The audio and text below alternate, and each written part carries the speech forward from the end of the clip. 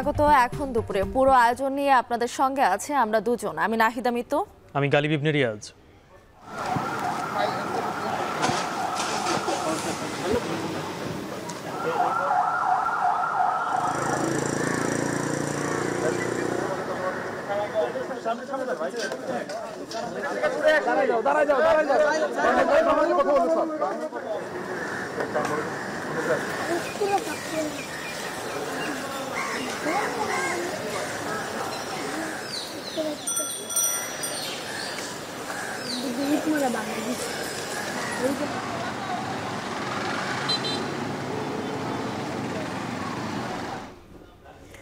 গালিব, কোটা সংস্কার আন্দোলন ঘিরে দেশে কিন্তু একটি থমথমে অবস্থা বিরাজ করছে এবং এই যে সংঘর্ষের ঘটনা ঘটেছে এর জেরেই কিন্তু ঢাকা বিশ্ববিদ্যালয় সহ প্রায় 12টি বিশ্ববিদ্যালয় অনির্দিষ্টকালের জন্য বন্ধ ঘোষণা করা হয়েছে।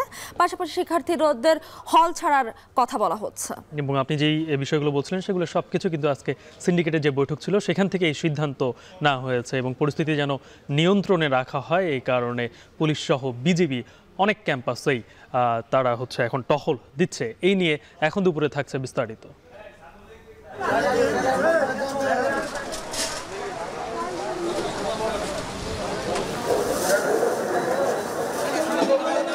মূল্যস্ফীতিকে কিন্তু আসলে শুধুমাত্র সুদের হার কমিয়ে দিয়ে এটাকে ফাইট করা খুব কঠিন হবে। একদিকে আপনি সুদ হার বাড়াচ্ছেন আর অপরদিকে টাকা ছাপিয়ে বাজারে ইনজেক্ট করেন, তাহলে কিন্তু আপনার মুদ্রাস্ফীতি কমানোর যে লক্ষ্য থাকে বাংলাদেশ ব্যাংকের সেটা হয়তো কখনোই অর্জিত হবে না। সরকার এবং বাংলাদেশ ব্যাংক যৌথ বা কোলাবোরেশনের মাধ্যমে এটা বাস্তবায়নের জন্য উদ্যোগ নেবে যাতে মুদ্রাস্ফীতিটা নিয়ন্ত্রণে আসে।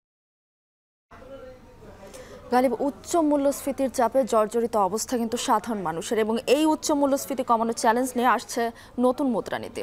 এবং মিতু, আপনি জানেন যে বর্তমানে যেই সুদ হার সেটি কিন্তু পুরোপুরি বাজারের উপরে, তারপর থেকে কিন্তু সুদ হার বাড়তে থাকে। তাই বিশেষজ্ঞরা বলছেন যে নতুন যে মুদ্রানীতিটা আসবে সেখানে অবশ্যই যেন সুদ হার আর বাড়ানো না হয় এবং সেই সাথে নতুন যে টাকা ছাপানো সেটা যেন বন্ধ করা হয়। এ নিয়েও এখন দুপুরে থাকছে বিস্তারিত। তবে শুরুতেই জানাবো যে কোটা আন্দোলনের সার্বিক পরিস্থিতি। বৈষম্য বিরোধী ছাত্র আন্দোলনের ব্যানারে চলমান কোটা সংস্কারের আন্দোলন সহিংস রূপ নেয় পরিস্থিতি সামাল দিতে ঢাকা বিশ্ববিদ্যালয় সহ বিভিন্ন পাবলিক বিশ্ববিদ্যালয় বন্ধ ঘোষণা করা হয়েছে। বুধবার সকাল থেকে দেশের বিভিন্ন বিশ্ববিদ্যালয়ে হল ছাড়তে শুরু করেন সাধারণ শিক্ষার্থীরা।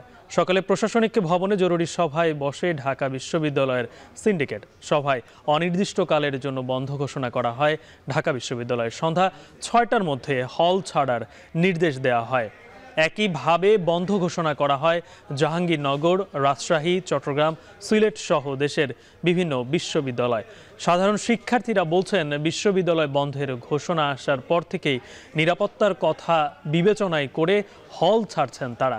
2 সপ্তাহেরও বেশি সময় ধরে চলা কোটা সংস্কার আন্দোলন সবশেষ মঙ্গলবার চরম সহিংসতায় রূপ নেয়।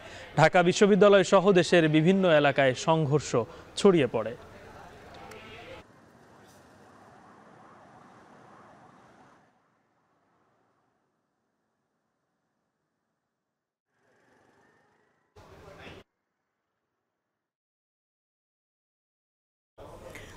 বিশ্ববিদ্যালয়ের হল বন্ধ না করা সহ ক্যাম্পাস থেকে আইন শৃঙ্খলা বাহিনী সরিয়ে নেওয়ার দাবি জানিয়েছেন বৈষম্য বিরোধী ছাত্র আন্দোলন। অন্যদিকে স্বেচ্ছাসেবক লীগ ও মুক্তিযুদ্ধ মঞ্চ বলছে নৈরাজ্য সৃষ্টির যে কোনো চেষ্টা প্রতিহত করা হবে।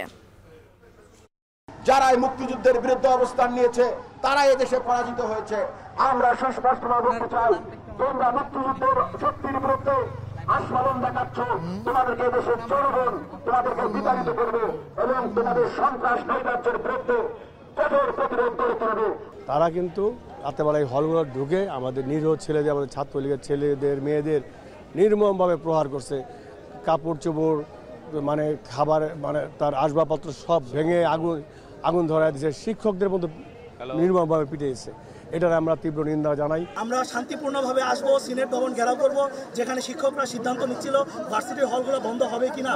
কারণ আমাদের মেইন উদ্দেশ্য ছিল ভার্সিটির হলগুলো যেন বন্ধ না হয়। এদিকে কোটা সংস্কার আন্দোলন নিয়ে উদ্বেগ জানিয়েছে জাতিসংঘ। মঙ্গলবার এক ব্রিফিংয়ে সংস্থাটির মহাসচিব অ্যান্তোনিও গুতেরেসের মুখপাত্র স্টিফেন দুজারিক জানান বিষয়টি নিয়মিতভাবে পর্যবেক্ষণ করছে তারা।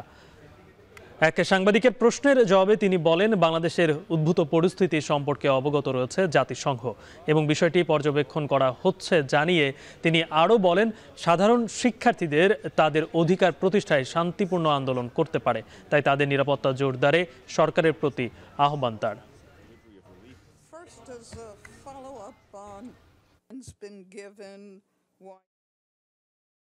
We are very much aware of the situation, which we're following closely and with concern. I think whether it's in Bangladesh or anywhere else in the world, people have a right to demonstrate peacefully, and we call on the government of Bangladesh to protect the demonstrators against any form of threat or violence.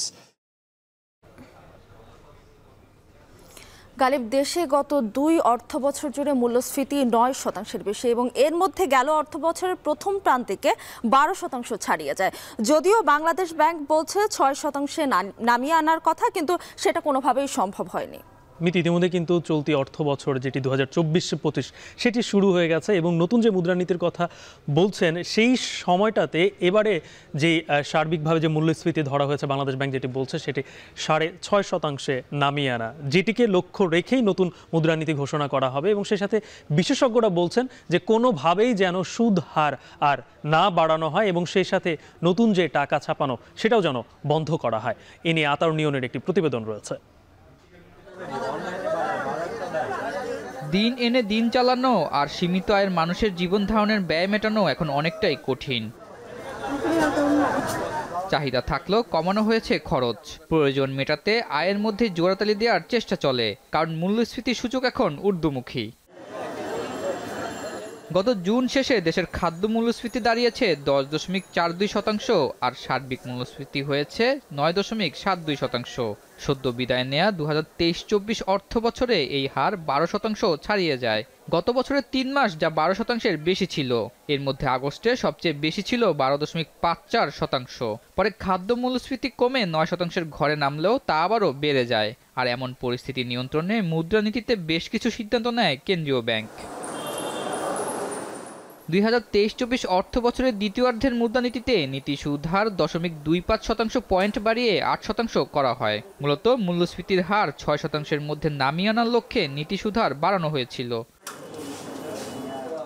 মুদ্রানীতিতে দেখা যাচ্ছে 2024 সালের June মাসে বেসরকারি খাতে ঋণের প্রবাহ বৃদ্ধির লক্ষ্যমাত্রা নির্ধারণ করা হয় 10%। সেখানে চলতি বছরের মে মাস পর্যন্ত প্রবৃদ্ধি 10.35% অর্জিত হয়েছে বলে জানিয়েছে বাংলাদেশ ব্যাংক। এরপরও যখন মূল্যস্ফীতি কমছিল না, তখন বাজারে অর্থের পরিমাণ কমাতে 9-6 সুদ হার থেকে বের হয়ে আসে সরকার। খোলা বাজারে ছেড়ে দেওয়া হয় আমানত ও ঋণের সুদ, এতে লাফিয়ে বাড়তে থাকে সুদ হার। তবে তা খুব একটা কাজে আসেনি। 2024-25 অর্থ বছরের মূল্যস্ফীতি 6.5% নামিয়ে আনার লক্ষ্য নির্ধারণ করা হয়। আর এই লক্ষ্য পূরণে আগামী মুদ্রানীতি ঘোষণা করা হবে বলে জানায় কেন্দ্রীয় ব্যাংক। ইনফ্লেশনকে মাথায় রেখে আসলে বাজেট যেটা আমাদের এবছরের বাজেট যেটা, সেটাও কিন্তু গত বছরের বাজেটের তুলনায় যে ইনক্রিমেন্টটা সেটা কিন্তু আগের যে ইনক্রিমেন্ট যেভাবে ঘটতো সেভাবে হয়নি। সো আমার মনে হয় যে সরকার এবং বাংলাদেশ ব্যাংক এটা মানে সচেতনভাবেই এবং যৌথ বা কোলাবোরেশনের মাধ্যমে এটা বাস্তবায়নের জন্য উদ্যোগ নেবে, যাতে মুদ্রাস্ফীতিটা নিয়ন্ত্রণে আসে। 2023-24 অর্থ বছরের প্রথম প্রান্তিকে মূল্যস্ফীতি যখন 12% ছাড়ায়, তখন অনেকটা নড়ে চড়ে ওঠে কেন্দ্রীয় ব্যাংক। এতে দ্বিতীয়ার্ধের মুদ্রানীতিতে নীতি সুদ হার বাড়ানো সহ বেশ কিছু পদক্ষেপ নেয় তা নিয়ন্ত্রণে। এরপরও এখন পর্যন্ত খুব একটা সুফল দেখা যায়নি। এর কারণ হিসেবে বিশ্লেষকরা বলছেন, রাজস্ব নীতির সাথে মুদ্রানীতির সামঞ্জস্য না থাকায় খুব বড় ধরনের পরিবর্তন আসেনি। তাই আগামী 2024-25 অর্থ বছরে মূল্যস্ফীতি 6.5% নামিয়ে আনতে বড় চ্যালেঞ্জ নিতে হবে নতুন মুদ্রানীতিকে। এদিকে দফায় দফায় নীতি সুদ হার বাড়ানোর ফলে গত অর্থ বছরের মধ্যেই ঋণের সুদ হার 9 থেকে বেড়ে প্রায় 12% ঠেকে। আর এরই মধ্যে সরকারি ট্রেজারি বিলের সুদ হার উঠেছে 11.80%। যদিও সুদ হার বৃদ্ধির প্রভাব এখনো মূল্যস্ফীতি নিয়ন্ত্রণে দৃশ্যমান হয়নি। তাই মূল্যস্ফীতি নিয়ন্ত্রণে সুদ হার আরও বাড়ানোর পরামর্শ দিয়েছেন বিশেষজ্ঞরা। একই কথা বলছে আন্তর্জাতিক মুদ্রা তহবিলও। তবে শুধু সুদ হার বাড়ানোই মূল্যস্ফীতি নিয়ন্ত্রণের জন্য যথেষ্ট নয় বলে মনে করেন এই ব্যাংকার। মূল্যস্ফীতিকে কিন্তু আসলে শুধুমাত্র সুদের হার কমিয়ে দিয়ে এটাকে ফাইট করা খুব কঠিন হবে। ইনফ্লেশন কন্ট্রোল করে সেন্ট্রাল ব্যাংকের যে ফাংশনটা আছে সেটার সাথে সমন্বয় থাকতে হয় ফিসক্যাল পলিসিরও। সেন্ট্রাল ব্যাংক মনিটারি পলিসির জন্য দায়িত্বপ্রাপ্ত সংস্থা, নিয়ন্ত্রক সংস্থা, আবার ফিসক্যাল পলিসি দেখে আবার রাজস্ব বিভাগ। সুতরাং এই রাজস্ব বিভাগের যে বিষয়টি, তাদের সাথে সমন্বয় সাধনের সেই কাজটি কিন্তু আমরা ঠিকভাবে করি না। অপরদিকে মূল্যস্ফীতি কমাতে সুদ হার বাড়িয়ে আবার টাকা ছাপানোর প্রবণতা বন্ধ করতে হবে বলে জানান এই অর্থনীতিবিদ।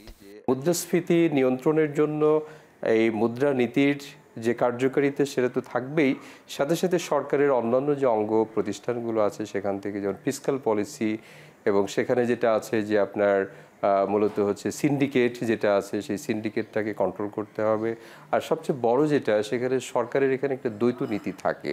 একদিকে হচ্ছে আপনি সুদ হার বাড়াচ্ছেন, আর অপরদিকে যদি হচ্ছে আপনি টাকা ছাপিয়ে বাজারে ইনজেক্ট করেন, তাহলে কিন্তু আপনার মুদ্রাস্ফীতি কমানোর যে লক্ষ্য থাকে বাংলাদেশ ব্যাংকের, সেটা হয়তো কখনোই অর্জিত হবে না।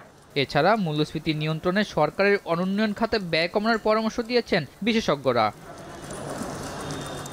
আতাউর নিয়ন, এখন, ঢাকা। প্রতিষ্ঠার প্রায় 2 দশকেও শিল্প সহায়ক পরিবেশে তৈরি হয়নি নোয়াখালী বিস্তিক শিল্পনগরীতে। গ্যাস, পানি, বিদ্যুৎ সংকট, চুরি, ছিনতাই ও নিরাপত্তাহীনতায় বরাদ্দকৃত প্লটগুলো বছরের পর বছর খালি পড়ে আছে। হাতে গোনা যে কয়টি শিল্প প্রতিষ্ঠান সচল, নানা সমস্যায় সেগুলো অনেকটা বন্ধের পথে। শিল্প উদ্যোক্তা আর স্থানীয়দের কাছে নতুন আতঙ্ক এখন শিল্পনগরীর ভেতর অবৈধভাবে গড়ে ওঠা ব্যাটারি গলিয়ে সীসা তৈরির কারখানা। তবে বিসিক কর্তৃপক্ষ যেন কিছুই দেখছেন না। নাসিম শুভর প্রতিবেদনে বিস্তারিত। 2006 সালে নোয়াখালী সদরের সোনাপুরে 15 একর জমিতে গড়ে ওঠে বিসিক শিল্পনগরী। পরিকল্পিত শিল্পায়নে বেকারত্ব দূরীকরণের লক্ষ্যে 108টি প্লট নিয়ে শুরু হয় শিল্পনগরীর কার্যক্রম, যেখানে গড়ে ওঠে ফার্মাসিউটিক্যাল, বেকারি, মুদ্রণ শিল্প, মৎস্য প্রক্রিয়াজাতকরণ সহ ছোট বড় প্রায় 40টি শিল্প প্রতিষ্ঠান।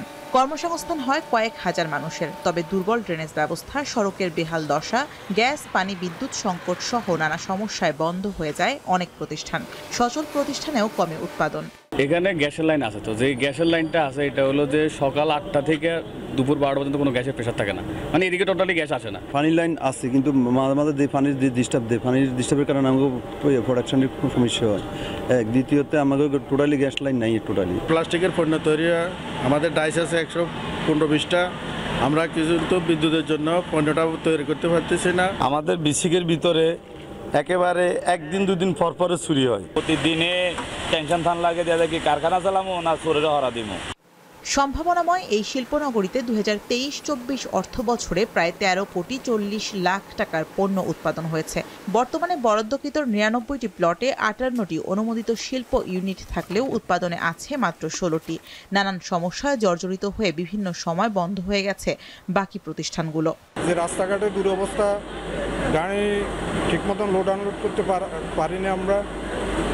তারপর জলাবদ্ধতা, ড্রেনের জল নামানোর কোনো সংস্কার করা হয় না। কিন্তু এইখানে 80% প্লট খালি। এই খালির বড় কারণ হলো এইখানের টোটাল ম্যানেজমেন্টটাই খুব খারাপ অবস্থায়, যেটা হলো ধরুন এখানে সিকিউরিটিটা বড় সমস্যা। একটা ইন্ডাস্ট্রির জন্য যে সুযোগ সুবিধাগুলো দরকার, গ্যাস, বিদ্যুৎ, পানি, অন্যান্য আইনি সহযোগিতা এগুলো যদি আমরা পাইতাম তাহলে এই বেসিকটা এতদিনে 100 একর ছাড়া যেত।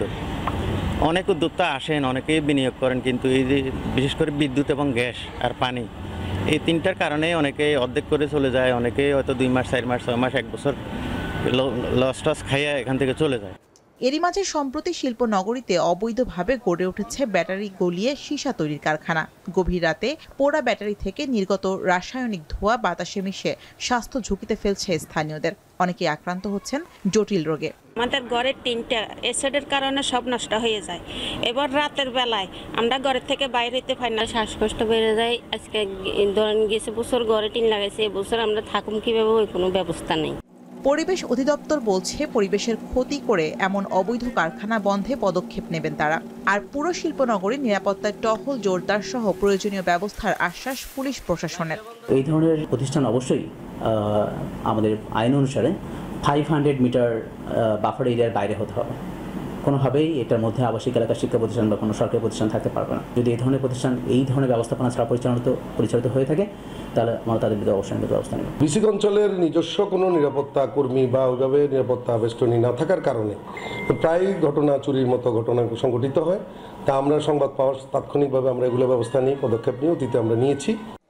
নানান সমস্যায় জর্জরিত শিল্পনগরীর বেহাল দশা নিয়ে কথা বলতে রাজি হননি বিসিক শিল্পনগরী কার্যালয়ের উপমহাব্যবস্থাপক মুনতাসির মামুন। তবে সমস্যাগুলোর সমাধান হলে সম্ভাবনাময় নোয়াখালী বিসিক শিল্পনগরী আবারও ঘুরে দাঁড়াবে, তৈরি হবে কর্মসংস্থান, এমন প্রত্যাশা ব্যবসায়ীদের। এখন নোয়াখালী 13 দিন পর যমুনা নদীর পানি এখন বিপদসীমার নিচ দিয়ে প্রবাহিত হচ্ছে, যে কারণে সার্বিকভাবে জেলার বন্যা পরিস্থিতির উন্নতি হয়েছে। এদিকে কিন্তু দীর্ঘ সময় বন্যার কারণে অনেকেই কিন্তু অর্থনৈতিকভাবে ক্ষতিগ্রস্ত হয়েছে। এ নিয়ে বিস্তারিত জানবো, জানাতে যুক্ত হচ্ছেন আমাদের সহকর্মী রিফাত রহমান। রিফাত আছেন সিরাজগঞ্জ থেকে। রিফাত, এই মুহূর্তে বন্যার পরিস্থিতি কেমন দেখছেন, এবং এই যে দীর্ঘ সময় বন্যা ছিল এ কারণে যারা ক্ষতিগ্রস্ত হয়েছেন তাদের জন্য আসলে প্রশাসনের থেকে কোনো ব্যবস্থা নেওয়া হয়েছে কিনা?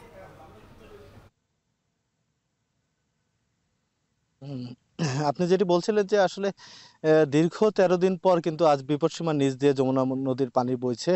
গতকাল রাত থেকে বিপদসীমার নিচে নেমেছে, যে কারণে সিরাজগঞ্জের যেগুলো নিম্নাঞ্চল এবং চরাঞ্চল ছিল সেগুলো এলাকার হাট বাজার বাড়িঘর থেকে কিন্তু ইতিমধ্যেই পানি নেমে এসেছে। অনেকেই তাদের যে বসতবাড়ি সেটি বসতবাড়িতে কিন্তু তারা বাঁধে যে আশ্রয় নিয়েছিল তারা কিন্তু ফিরতে শুরু করেছে। তবে অনেক মানুষ কিন্তু এখনও বাঁধে আশ্রয় নিয়ে আছেন, তার কারণ যে যাদের বাড়িঘর বেশি ক্ষতিগ্রস্ত হয়েছে তারা কিন্তু তাদের বাড়িতে ফিরতে পারছে না। বিশেষ করে তারা যে দীর্ঘ সময় কর্মহীন ছিল, যে কারণে অর্থের যে একটা সংকট তৈরি হয়েছে, তাদের সেই অর্থের সংকটের কারণে কিন্তু তাদের যে ঘরবাড়ি সেটি কিন্তু সংস্কার করতে পারছে না, যে কারণে আসলে তারা কিন্তু তাদের বাড়িতে ফিরতে পারছে না। আপনি যেটি বলছিলেন যে আসলে বন্যা পরিস্থিতির কিন্তু উন্নতি হয়েছে, তবে দুর্ভোগ আর ভোগান্তি কিন্তু এখনো রয়েছে, কারণ বেশিরভাগ এলাকায় কাদা মাটি রয়েছে, পাশাপাশি বিভিন্ন রোগ জীবাণুতে অনেকে আক্রান্ত হয়েছে, যে কারণে তাদের ভোগান্তি বাড়ছে। পাশাপাশি এই যে দীর্ঘ সময় যে বন্যা ছিল, এই এলাকায় বন্যায় কিন্তু প্রায় 1 লাখের বেশি মানুষ ক্ষতিগ্রস্ত হয়েছে, অনেক ঘরবাড়ি ক্ষতিগ্রস্ত হয়েছে, যে কারণে এই যে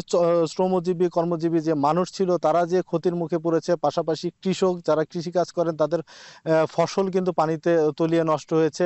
এছাড়াও সিরাজগঞ্জে ঐতিহ্যবাহী তাঁত শিল্প, সে তাঁতেরও কিন্তু ব্যাপক ক্ষতি হয়েছে। প্রায় 25,000 তাঁত শ্রমিক কিন্তু এই যে চলতি বন্যায়, এই বন্যার কারণে কিন্তু তারা কর্মহীন থেকে ক্ষতিগ্রস্ত হয়েছে। পাশাপাশি মালিকরাও কিন্তু তাদের তাঁতের যে সরঞ্জাম সেটি নষ্ট হয়ে ক্ষতির মুখে পড়েছে। এই যে একটা অর্থনৈতিক সংকট তৈরি হয়েছে এই বন্যা কবলিত এলাকার, এটার প্রভাব কিন্তু জেলার যে অর্থনীতি সেটাতেও কিন্তু ইতিমধ্যে পড়তে শুরু করেছে। তবে বানবাসী মানুষ যেটা আমাদের কাছে অভিযোগ করেছেন যে আসলে জেলা প্রশাসনের পক্ষ থেকে কিন্তু তাদের যে ত্রাণ তৎপরতার কথা বলা হচ্ছে, সেই ত্রাণ কিন্তু বিতরণ আসলে সেভাবে হচ্ছে না। বন্যা কবলিত এলাকার মানুষ, অধিকাংশ মানুষই কিন্তু তারা ত্রাণ পায়নি। তবে তারা যেটি বলছেন যে আসলে এই যে ত্রাণ সুবিধা দেওয়া হচ্ছে এটি করে কিন্তু তাদের সাময়িক যে দুর্ভোগ সেটি দূর হবে, কিন্তু তারা যে এই যে অর্থনৈতিকভাবে যে ক্ষতির মুখে পড়েছে সেটি আসলে তাদের যদি পুনর্বাসনের ব্যবস্থা না করা হয়, তাদের ক্ষতি নিরূপণ করে, সেক্ষেত্রে আসলে তারা কিন্তু এই যে ক্ষতি সেই ক্ষতি কিন্তু পুষিয়ে আনতে পারবে না, যে কারণে তাদের যে দুর্ভোগ দুর্দশা কষ্ট কিন্তু বেড়েই চলেছে। তো সিরাজগঞ্জ থেকে বন্যার সবশেষ ছিল আমার কাছে। সিরাজগঞ্জ থেকে বন্যার সার্বিক চিত্র জানাচ্ছিলেন সহকর্মী রিফাত রহমান, এবং এরই সঙ্গে এখন দুপুরে নিচ্ছে ছোট্ট একটা বিরতি। ফিরছি একটু পরে, সঙ্গেই থাকুন।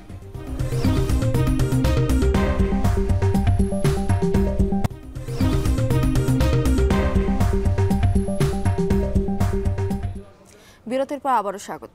আপনারা দেখছেন এখন দুপুর। কোটা সংস্কার আন্দোলন এখন আর সাধারণ শিক্ষার্থীদের নিয়ন্ত্রণে নেই বলে মন্তব্য করেছেন আওয়ামী লীগের সাধারণ সম্পাদক ওবায়দুল কাদের। এই আন্দোলন এখন রাজনৈতিক আন্দোলনের রূপ নিয়েছে। সারা দেশের আওয়ামী লীগের সব নেতাকর্মীদের এই আন্দোলন মোকাবেলায় ওয়ার্ডে ওয়ার্ডে প্রস্তুত থাকারও নির্দেশ দেন তিনি। ঢাকা জেলা ও ঢাকা মহানগর আওয়ামী লীগের নেতৃবৃন্দর সঙ্গে মতবিনিময় সভায় প্রধান অতিথির বক্তব্যে ওবায়দুল কাদের বলেন, বিএনপি জামাত আন্দোলনে অংশ নিয়ে ছাত্রলীগের উপর হামলা করেছে, ছাত্রলীগের নেতাকর্মীদের গভীর রাতে হল থেকে বের করে দিয়েছে। তিনি আরও বলেন, আওয়ামী লীগের নেতাকর্মীরা এর বিরুদ্ধে প্রতিরোধ গড়ে তুলবে। এই আন্দোলন বিএনপি রাজনৈতিক উদ্দেশ্যে হাসিলের জন্য সাধারণ শিক্ষার্থীদের উস্কানি দিয়েছে। শিক্ষার্থীদের আন্দোলন থেকে বিরত রাখতে অভিভাবকদের প্রতি অনুরোধ জানান ওবায়দুল কাদের।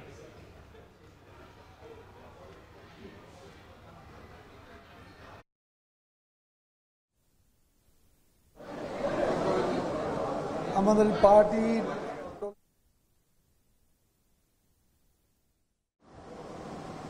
বঙ্গবন্ধু কন্যা, যার ফলে মাননীয় সংসদ সদস্য, বিএনপি মহাসচিব ফখরুল সাহেব দম্ভ করে বলেছে, আমরা যা পারি নাই ছাত্ররা তা করে দেখিয়েছে। এতে বোঝা যায় কোটার দাবিতে তারা নেই, তারা নির্বাচিত সরকারকে হটাতে চায়। এই মুহূর্ত থেকে আমরা মাঠে থাকবো, লড়াইয়ের মাঠে থাকবো, আমরা লড়াই করব, প্রতিরোধ করব এবং ইনশাআল্লাহ পরাজিত করব। কোটা বিরোধী আন্দোলনে নেক্কারজনক হামলা করেছে সরকারি বাহিনী। এর তীব্র নিন্দা জানিয়েছেন বিএনপি মহাসচিব মির্জা ফখরুল ইসলাম আলমগীর। বিএনপি অফিসের সাজানো অভিযান চালিয়েছে আইন শৃঙ্খলা বাহিনী। বিশ্ববিদ্যালয় বন্ধ ঘোষণা কোনো সমাধান নয়। একটা ত্রাসের রাজত্ব সৃষ্টি করেছে। আপনারা দেখেন যে বিভিন্ন ঢাকা বিশ্ববিদ্যালয় সহ ঢাকা মহানগরের বিভিন্ন শিক্ষা প্রতিষ্ঠানে, ঢাকার বাইরে চট্টগ্রাম, বগুড়া, রংপুর, বরিশাল বিভিন্ন এলাকায় এই সরকারি বাহিনী এবং সন্ত্রাসী বাহিনী তারা গুলি, সন্ত্রাস, নির্যাতন করে এই আন্দোলনকে বন্ধ করবার প্রচেষ্টা চালিয়েছে। গালিব পানি প্রবাহ বন্ধ করে অপরিকল্পিতভাবে শরীয়তপুরে পদ্মা শাখা নদীতে বাঁধ তৈরি করা হয়েছে। এতে কিন্তু বেশ বিপাকে পড়েছেন এই অঞ্চলের মানুষ। তারা একদিকে যেমন যোগাযোগ বিচ্ছিন্ন হচ্ছে, অন্যদিকে কিন্তু অনাবাদি থাকছে কৃষি জমি। এবং এইটার বিপক্ষে কিন্তু আন্দোলন করা হয়েছিল এবং আদালতের আদেশও ছিল, কিন্তু তারপরেও পানি উন্নয়ন বোর্ড সেটির আসলে কোনো তোয়াক্কাই করেনি। শরীয়তপুর থেকে কাজী মনিরুজ্জামানের পাঠানো প্রতিবেদন, ছবি তুলেছেন সজীব খান। তো লঞ্চ যাইতো, এদিক দিয়ে তো যাইতো পালাবালা, এই যে আমার ইয়ার তো নেই, বারগাং দিয়ে বরিশাল তো নাই তো লঞ্চ এনরা, এখন তো আর এখন তো অন্য সুখ নেই। প্রবীণ মানুষটির বক্তব্যই স্পষ্ট করে দেয় কতটা জীবন্ত আর প্রবাহমান ছিল পদ্মার শাখা নদীটি। তবে এখন সেই জৌলুস আর নেই। পাখির চোখে দেখলে ফুটে ওঠে এই নদীর মাঝ বরাবর অপরিকল্পিত বাঁধটি। বাঁধের উত্তর দিকে নদীটি জীবন্ত দেখালেও দক্ষিণ দিকে মৃতপ্রায়। বর্ষা মৌসুমে জলাবদ্ধতা আর শুষ্ক মৌসুমে ধু ধু বালুচর হয়ে যায় নদী পাড়ের বিস্তীর্ণ এলাকা। যাতায়াতের সুবিধা ও ভাঙন প্রতিরোধ হবে এমন যুক্তিতে 2009 সালে সখীপুরের আনন্দবাজার এলাকায় পদ্মার শাখা নদীতে এই বাঁধ তৈরি করে পানি উন্নয়ন বোর্ড। তো 2009 সালে সম্ভবত এই টাইমে এখানে মাঝখানটা বাদ দিয়ে দিয়েছে। আমি দেখিনি কখনো যে নদী, চলমান নদী এভাবে বাদ দেয়, কখনো দেখিনি। জোয়ার বাটা আসলে যে একটা মাটি আসে, মাটিটা তো বড় হয়ে গেছে, এই পাটটা তো যাইতে নেই। তবে শুরু থেকেই বাঁধ নির্মাণের বিরোধিতা করে আসছিল স্থানীয়রা। নেওয়া হয় নানা কর্মসূচি। সে সময় তাদের সাথে একাত্মতা জানিয়েছিল বিভিন্ন সামাজিক সংগঠনও। আন্দোলন গড়ায় আদালত পর্যন্ত। বাঁধ নির্মাণে ছিল আদালতের নিষেধাজ্ঞাও, তাও আমলে নেয়নি কর্তৃপক্ষ। এই অঞ্চলের মানুষের কাছে বাঁধ এখন গলার কাটা। জীবন জীবিকায় পড়েছে ক্ষতির প্রভাব। নদীপথের যোগাযোগ বন্ধ হওয়ায় ক্ষতিগ্রস্ত ব্যবসায়ী ও কৃষক। নদী থাকলে তো অনেক, নদীতে নাও দোন লয়ে এক সময় এক জায়গায় মালামাল লিয়ে যাইতো, অনেক তো গাড়ি ছাড়া কোনো দিকে যাওয়ার পথ নেই, অনেক গাড়ির রাস্তা। আর যে এরা এই যে ফাটমাট অনেক খেতি করতে আছে, এরা জাগ দিত সমস্যা। যারা বেরিবাসের উত্তর পাশে, এরা মনে করছে যে বেরিবাদলে বাড়ি পানিটা থামবো, আয়া তখন পানিটা ফুলে উঠবো, ফুলে উঠলে এদিক দা পানিটা একটা তো এক অবস্থানে যাইবো, যাইতে গিয়ে ক্ষতি হইব, এই হিসাবে এরা আন্দোলন করছে। নদীর উপরে কখনো বাঁধ হয় না, নদীর উপরে বেলি ব্রিজ দেওয়ার কথা ছিল, দেয় নেই। এখন রাস্তা বেঁধে নিচ্ছে, এখন নদী শুকায় গেছে, যার কারণে আমাদের মালামাল আনতে অনেক কষ্ট হয়। নদীটি খননের দাবি তুলেছেন স্থানীয়রা। দুই প্রান্তের যোগাযোগের জন্য সেতু নির্মাণ করার মাধ্যমে বাঁধটি অপসারণের কথাও বলছেন স্থানীয়রা। নদী শুকিয়ে গেছে গা, এই জন্য নৌকা পথে আনতে পারি না মালামাল, অনেক সময় গাড়ি পথে আনতে হয়, আমাকে কেরিং খরচ বেশি পড়ে। জমিতে চাষাবাদ করলে পানি দিতে সমস্যা হয়, আমাদের পানি নামতে সমস্যা হয়। বাঁধ দেয়াটা ভুল ছিল স্বীকার করে নদীটি পুনরায় বাঁচানোর উদ্যোগ নেওয়ার আশ্বাস দিলেন পানি উন্নয়ন বোর্ডের নির্বাহী প্রকৌশলী। কাজ করতে গেলে হয়তো বা ভুল হতে পারে, 100টা কাজ করলে 1-2টা ভুল হতে পারে, সেই ভুলের রেকটিফায়ার একটা সুযোগ তো অবশ্যই আছে। এখন এটি অ্যানালাইজ করতে হবে, আগে ফিজিবিলিটি এক কথায় থরো একটা ফিজিবিলিটি স্টাডি করে নিতে হবে। নদীকে লাইভ করার জন্য যা যা করার দরকার আমরা আস্তে আস্তে শুরু করছি। যেহেতু বাংলাদেশ ঘনবসতি দেশ, বিভিন্ন সময় কালের পরিক্রমায় নদী দখল হয়ে গেছে, আর যাতে দখল না হয় প্রথমে সেটা আমরা চেষ্টা করি। এটি পদ্মার শাখা নদী, জীবন্ত এই নদীর মাঝ বরাবর দেওয়া হয়েছে স্থায়ী বাঁধ, নির্মাণ করা হয়েছে পাকা সড়ক। এর ফলে এই অঞ্চলের জীববৈচিত্র্য ও অর্থনীতিতে বিরূপ প্রভাব পড়েছে। নদীটি বাঁচাতে বাঁধটি অপসারণ করে এর স্থলে সেতু নির্মাণের দাবি স্থানীয়দের। কাজী মনিরুজ্জামান, এখন আনন্দবাজার, শরীয়তপুর। বর্ষা মৌসুম এলেই দেশের বিভিন্ন স্থানে বাড়ে নৌকার চাহিদা। তেমনই একটি এলাকা সাতক্ষীরার পাটকেলঘাটা। সেখানকার 20টি কাঠের নৌকা তৈরির কারখানায় ক্রেতা চাহিদা পূরণে ব্যস্ত সময় পার করছেন কারিগররা। দেশে বিভিন্ন এলাকার ক্রেতারা আসছেন কারখানা থেকে নানা আকারের নৌকা কিনতে। সাতক্ষীরা থেকে বাকিটা জানিয়েছেন আহসান রাজীব। আবহমান কাল থেকে বাংলার রয়েছে নদীকেন্দ্রিক সংস্কৃতি ও ঐতিহ্য।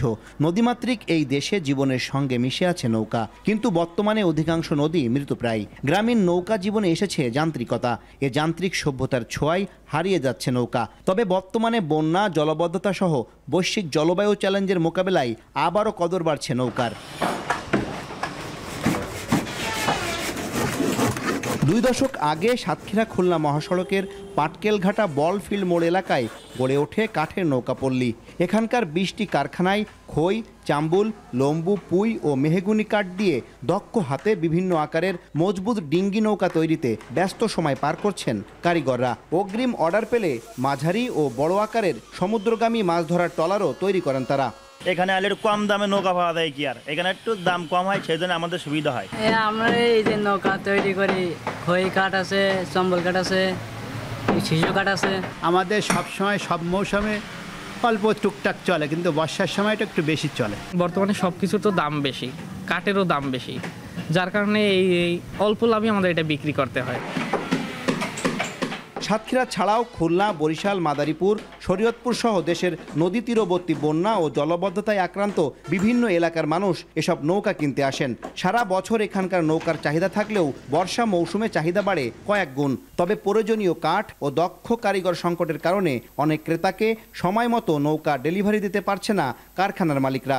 মাল তো বানাইলে বিক্রি হয়, এখন এই মালের হলো বানাবে কারিগর নেই। এখানে কাজ করতো মিস্ত্রি 150 মিস্ত্রি, আর এখন হচ্ছে হাতে গোনা আছে 20-25 জন আছে। আমরা এখানে কাজ করতেছি 14 বছর, কিন্তু আমাদের এখন নতুন করে কোনো লোকজন আসতেছে না। আধুনিক মানের নৌকা তৈরিতে উদ্যোগ নেওয়ার কথা জানালেন বাংলাদেশ ক্ষুদ্র ও কুটির শিল্প কর্পোরেশনের এই কর্মকর্তা। আমাদের এই যে যারা নৌকা নিয়ে কাজ করেন, যারা নৌকো শিল্পের কারিগর, তো তাদেরকে আমরা বিভিন্ন সময় আমরা পরিদর্শন করি এবং তাদেরকে বিসিক থেকে যে ঋণের সহযোগিতা আছে, ঋণের মাধ্যমে আমরা তাদের সহযোগিতা করতে পারি। সাতক্ষীরা জেলায় 27টি নদ নদী থাকলেও অধিকাংশই পলি জমে ভরাট হয়েছে। তবে উপকূলীয় এলাকার কিছু নদীতে খেয়া পারাপার ও মালামাল পরিবহনের কাজে এখনও প্রচুর নৌকা ব্যবহার করা হয়। এছাড়া সুন্দরবনের মাছ, কাঁকড়া, মধু সংগ্রহ ও মাছের ঘেরে এসব নৌকার ব্যবহার সবচেয়ে বেশি। আহসান রাজীব, এখন সাতক্ষীরা। এখন দুপুরে নিচ্ছে আরো একটা বিরতি, ফিরছি একটু পরে, সঙ্গে থাকুন।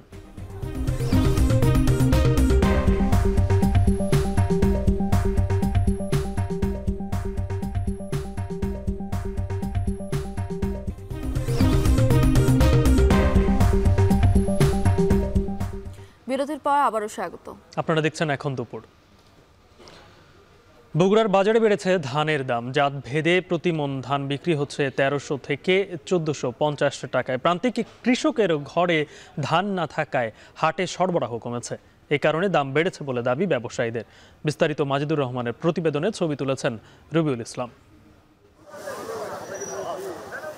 মাত্র ১.৫ মাসের ব্যবধানে বগুড়ার হাট বাজারে ২০০ টাকা পর্যন্ত বেড়েছে ধানের দাম। মোটা চিকন সহ জাত ভেদে প্রতিমণ ধান বিক্রি হচ্ছে ১৩০০ থেকে ১৪৫০ টাকা পর্যন্ত। তবে এর সুফল ভোগ করতে পারছেন না প্রান্তিক কৃষক, কারণ কৃষকের গোলার ধান কিছুদিন আগেই ব্যবসায়ীদের কবজায়। এতে ক্ষুব্ধ চাষিরা। এখন আমাদের ধান নাই, এখন ধান দাম বেশি। সরকার এখন কি নিচ্ছে, শহরের ধান দাম বেশি। যখন ধান বেশি ছিল তখন ধানের দাম কম, তখন ধানের দাম ছিল ১০০০, ১১০০, ১২০০। এখন ধানের দাম ১৩০০, ১৪০০। ১০৫০ টাকা বিক্রি হচ্ছে এখন, তারপরে ১১০০ লাগলে এখন ধানই তো আর নেই, এখন আর ১৩০০ টাকা মন লাগছে ধান। ব্যবসায়ীরা বলছেন সরবরাহ কমে যাওয়ায় ধানের দাম বেড়েছে। এ কারণে এর প্রভাব পড়েছে চালের বাজারেও।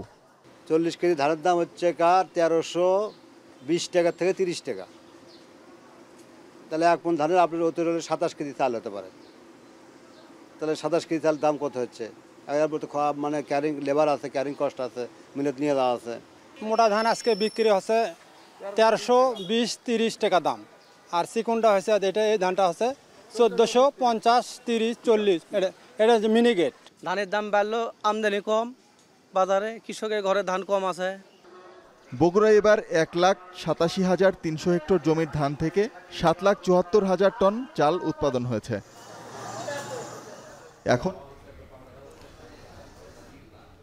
এখন দুপুরে নিচ্ছে আরো একটা বিরতি। ফিরবি একটু পরেই, সঙ্গে থাকুন।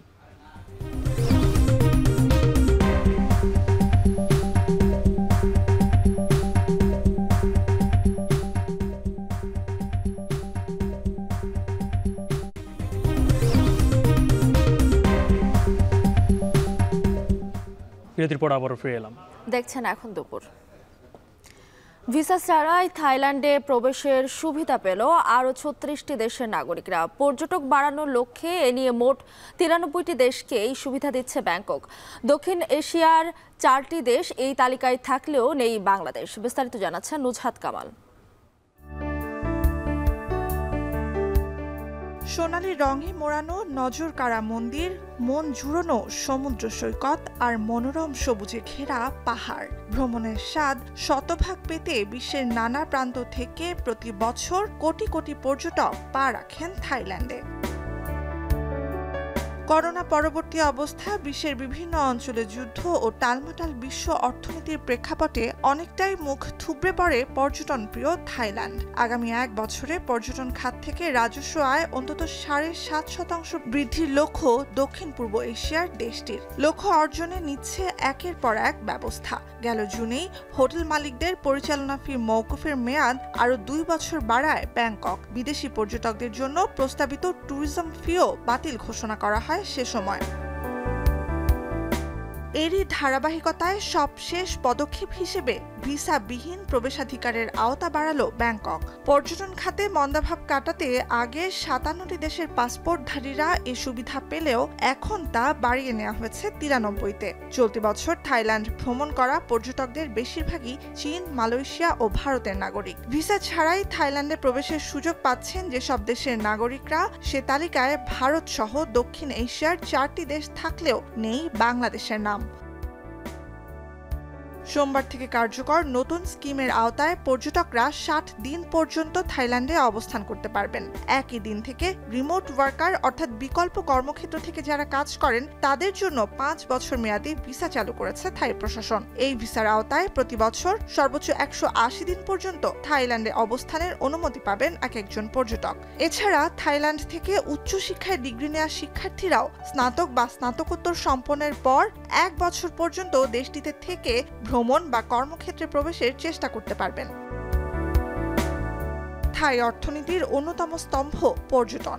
সরকারি তথ্য অনুযায়ী চলতি বছর প্রথম ৬ মাসে দেশটিতে প্রবেশ করেছে ২.৫ কোটি বিদেশি পর্যটক। আগের বছরের একই সময়ের তুলনায় ৩৫% বেশি হলেও করোনা পূর্ববর্তী সময়ের তুলনায় এ সংখ্যা ম্লান। ২০২৪ সালের জানুয়ারি থেকে জুন পর্যন্ত এ খাতে $২,৩৬০ কোটি রাজস্ব আয় করেছে ব্যাংকক, যা সরকারের লক্ষ্যমাত্রার চেয়ে অনেকটাই কম। নুসহাত কামাল, এখন বিশ্ব। সাবেক মার্কিন প্রেসিডেন্ট ট্রাম্পকে নিয়ে বিশ্বজুড়ে চলছে মাতামাতি। ভারতে ট্রাম্পের দীর্ঘায়ু কামনা করে পূজার আয়োজন করে ডানপন্থী হিন্দুরা। ইতালির নেপলস শহরে রাস্তায় শোভা পাচ্ছে রক্তমাখা ট্রাম্পের মূর্তি। এদিকে হামলার পর ট্রাম্পের মুষ্টিবদ্ধ আইকনিক ছবি নিয়ে ট্যাটু বানাচ্ছে ফ্লোরিডার মানুষ। আরও জানাচ্ছেন তানভীর জনি।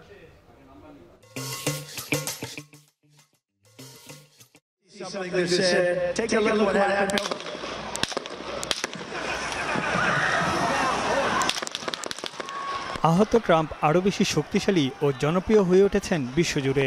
বিশ্লেষকরা ভবিষ্যৎবাণী করছেন আসন্ন নির্বাচনে জয়ী হয়ে আবারও যুক্তরাষ্ট্রের ক্ষমতায় বসতে যাচ্ছেন ট্রাম্প। রক্তমাখা ছবি জয়ের প্রতীক হয়ে দাঁড়িয়েছে রিপাবলিকান এই প্রার্থীর। সাবেক এই মার্কিন প্রেসিডেন্টের দীর্ঘজীবন কামনা করে পূজা ও বিশেষ প্রার্থনার আয়োজন করে ভারতের ডানপন্থী হিন্দু জাতীয়তাবাদী সংগঠন হিন্দু সেনা। সব ধরনের বিপদ ও মন্দ থেকে ট্রাম্পকে রক্ষার জন্য শক্তি ও সুরক্ষার প্রার্থনা করেন ভক্ত ও অনুসারীরা। आज शत्रुओं के द्वारा उनके ऊपर जो आक्रमण किया गया है, ये समझिए बहुत बड़ी साजिश है डोनाल्ड ट्रंप को रोकने के लिए। इसमें कई लोग संगठन लोग मिले हुए हैं। ইতালির নেপলস শহরের ঐতিহাসিক রাস্তা কারুশিল্পের জন্য বিখ্যাত, যেখানে আছে বিখ্যাত সব মানুষের মূর্তি। এবার সেখানেই ঠাঁই হলো সাবেক মার্কিন প্রেসিডেন্ট ডোনাল্ড ট্রাম্পের রক্তমাখা মুখ। তাকে ঘিরে রেখেছে নিরাপত্তা বাহিনীর সদস্যরা। Diciamo che questo è un atto veramente grave dove al di là dell'aspetto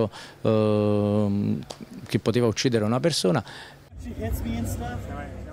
এদিকে সমাবেশে ট্রাম্পের গুলিবিদ্ধ হওয়ার মুহূর্তটি স্মরণীয় করে রাখছেন রিপাবলিকান সমর্থকরা। ট্রাম্পের কান থেকে রক্ত ঝরে পড়া এবং মুষ্টিবদ্ধ হাতে ফাইট বলে মঞ্চ থেকে নেমে যাওয়ার দৃশ্য শোভা পাচ্ছে অনেকের শরীরে। আইকনিক এই ছবির ট্যাটু আঁকছেন ফ্লোরিডার বাসিন্দারা। গত 13 জুলাই যুক্তরাষ্ট্রের পেনসিলভেনিয়ায় রিপাবলিকান পার্টির সমাবেশে বন্দুক হামলার শিকার হন ট্রাম্প। গুলি লাগে তার ডান কানে। তানভীর জনি, এখন বিশ্ব। অনলাইনে চটকদার বিজ্ঞাপন আর মিষ্টি কথার ফাঁদে ফেলে বহু শিক্ষার্থীর সঙ্গে প্রতারণা করছে বিভিন্ন এডুকেশন এজেন্সি। কানাডা যুক্তরাষ্ট্রে ভিসা করিয়ে দেওয়ার নাম করে হাতিয়ে নেওয়া হচ্ছে কারি অর্থ।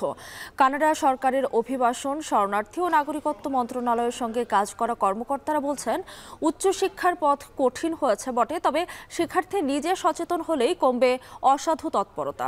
কানাডা থেকে সহকর্মী ইফতেখার রায়হান জানিয়েছেন বিস্তারিত। যুক্তরাষ্ট্র ও কানাডায় স্থায়ী হওয়ার স্বপ্ন দেশের কোটি কোটি মানুষের।